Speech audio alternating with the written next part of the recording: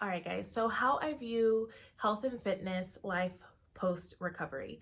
So, my relationship with food and weight is very, very different than when I was in eating disorder recovery mode or in eating disorder. Um, when I had my eating disorder before I was like 21. I didn't really recover till probably like 20 or 21. I started recovery.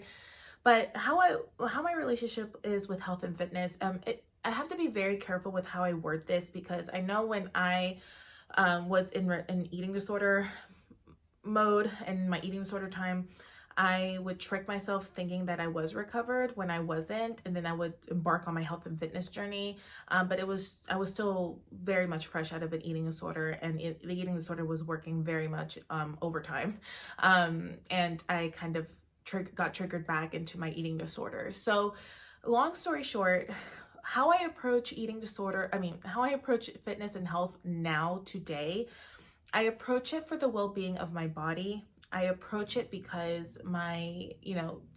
as I'm getting older, I'm 28 now, but as I'm getting older, I'm starting to really notice that certain foods my body can't really tolerate or makes me feel really bad and icky, or I'll get like really bad acid reflux, or I'll just feel really gross, to be very honest with you.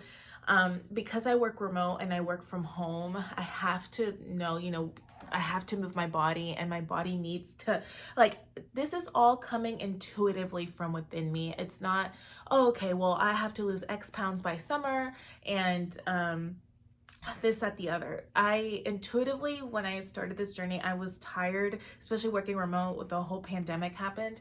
I was tired of feeling like crap. I got into very bad, I had a really bad depression just because working remote was very new to me. So I was at home all the time. I was oversleeping a lot. I felt exhausted. I wouldn't leave the house.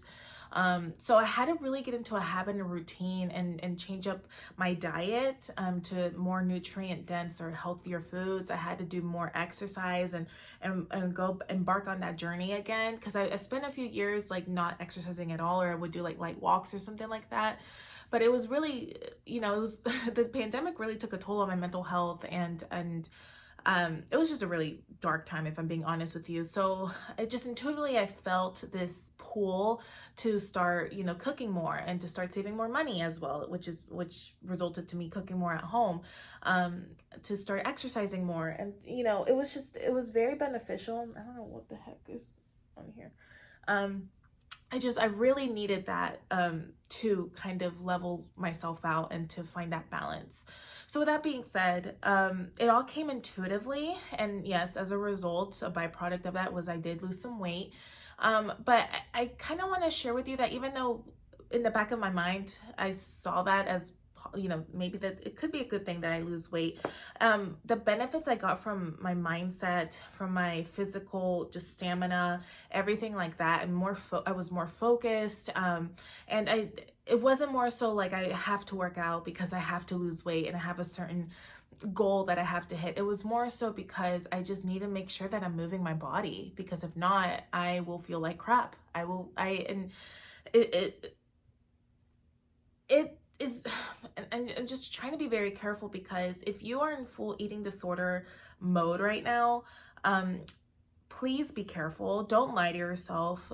Listen to your gut, listen to your intuition, and trust yourself, and really dig deep to see what is it that you need the most. It could be that you need to let go of all exercise right now. I know when I was in my eating disorder, I was doing like compulsive cardio and very compulsive over exercising. I was doing like CrossFit and then like 3-4 hours of cardio. Like it was really, really bad.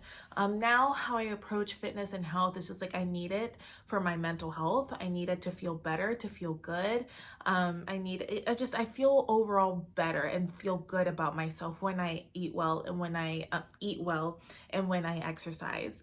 But I also don't have like a strict, rigid routine or anything like that. Like if some days I just want to go for a walk, I'll go for a walk. I do yoga, like a lot of hot yoga, a lot of Pilates, low impact stuff. I do run, but I run because I love the feeling after, and it's short runs, like it's like 10-minute interval training, stuff like that. But I don't say this to say like this is what you should be doing. That's not at all what I'm saying. I'm saying that this is all came to me intuitively. My old self would be like doing an hour of high intense cardio, and then I would crash midday. It's just a whole thing. And it's not just like what I eat and what I do for physical exercise that impacts my mental health and helps me and my physical self as well.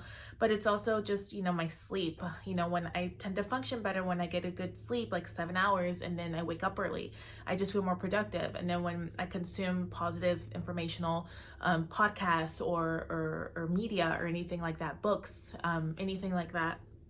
So how I approach fitness and health now, it's for my mental well-being, it's for my physical health, it's to make me feel better. Yes, as a result, I have lost weight, but that's just kind of come, but I don't want to say that and encourage you to do that. You need to recover. When I finally let go of all the dieting, all the restriction, I decided just recover and allow that process to be. It took a good 2 to 2.5 years for my body to finally get back to homeostasis, which is back to just a normal set point, and my binge eating went away and stuff like that. But the number one priority right now is to stop, to allow yourself to eat as much as you can with unconditional permission to stop the binge eating.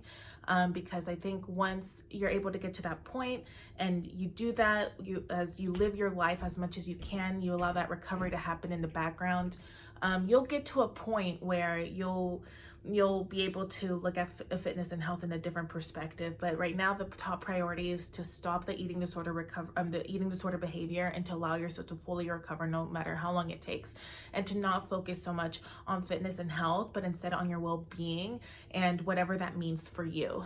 And it could be light walks, it could be not exercising at all, it could be going to a nutritionist or dietitian. Whatever the case is, you have to listen to yourself. So I hope this helps, and let me know what you guys think.